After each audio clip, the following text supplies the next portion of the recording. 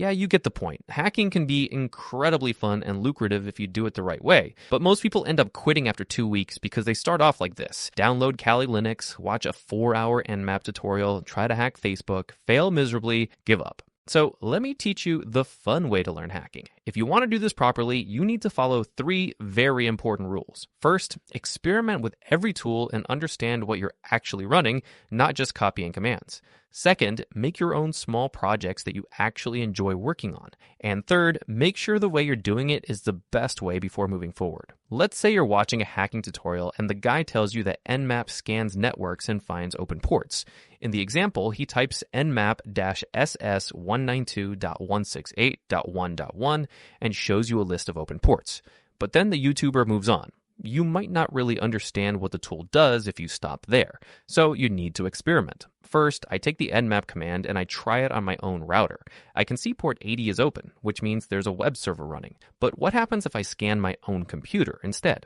I run nmap localhost, and now I see completely different ports. This is starting to make sense. Nmap is literally just checking which doors are unlocked on a computer. But then I wonder, what does the -ss flag actually do? So I try the scan without it. Now it takes way longer. I look it up and find out -ss is a stealth scan that doesn't complete the TCP handshake. This changes everything because now I understand why I use that flag, not just that I'm supposed to use it.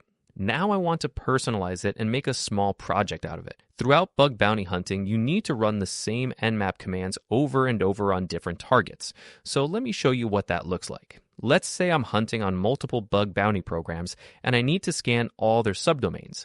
First, I gather subdomains with tools like Subfinder. Now, instead of manually running nmap on each subdomain like an idiot, I can write a simple Python script that reads my subdomain list and runs nmap on each one automatically. I tell ChatGPT to write me a script that takes a file with subdomains, runs nmap-ss-p-n on each one, and saves the results. Now I have an automated recon tool that I can run while I sleep. But here's where it gets even better. I can modify my script to only show me hosts with port 80 or 443 open, or automatically screenshot every web server it finds using eyewitness. This is way more fun than following tutorials, and you're learning Python and bash scripting and reconnaissance methodology all at once. And now the last step is making sure you do it properly. Throughout this video, I've been doing reconnaissance wrong because this is usually how beginners learn it. The way you're actually supposed to do it is by following a methodology. First, passive reconnaissance with DNS enumeration, then active scanning with nmap, then service enumeration, then exploitation. How do you know how to do it properly? Well, honestly, just study what professional pen testers do. Go read bug bounty reports on HackerOne and see how hunters found critical vulnerabilities. They systematically enumerate the entire attack surface, then focus on the most promising targets. Now let me give you a better example. Let's take Burp Suite.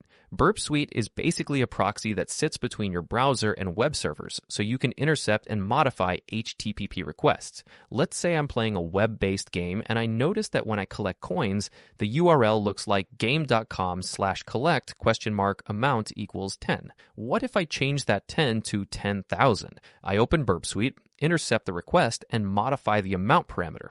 I just learned how to find and exploit IDOR bugs by hacking my own game progress. Okay, so now it's time to pick a field to specialize in. Web application hacking is probably going to need Burp Suite, SQL map, deep understanding of HTTP protocols.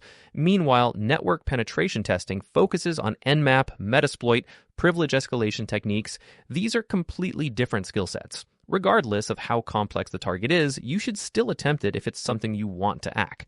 Don't just use a tool because you're comfortable with it when there are much better alternatives.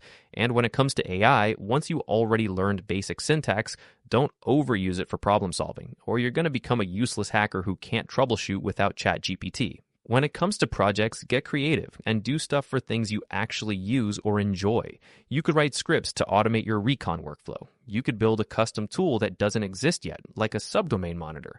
You could build a password manager that uses encryption you implemented yourself. What I'm trying to tell you is you have so many options, and all you have to do is get creative and not be scared to just hop in and try to build it. From now on, it just comes down to you putting in the work and trying to have fun. In the beginning, it's quite important that you have fun, or you're going to get bored and quit very early. And other than that, see you in the next one.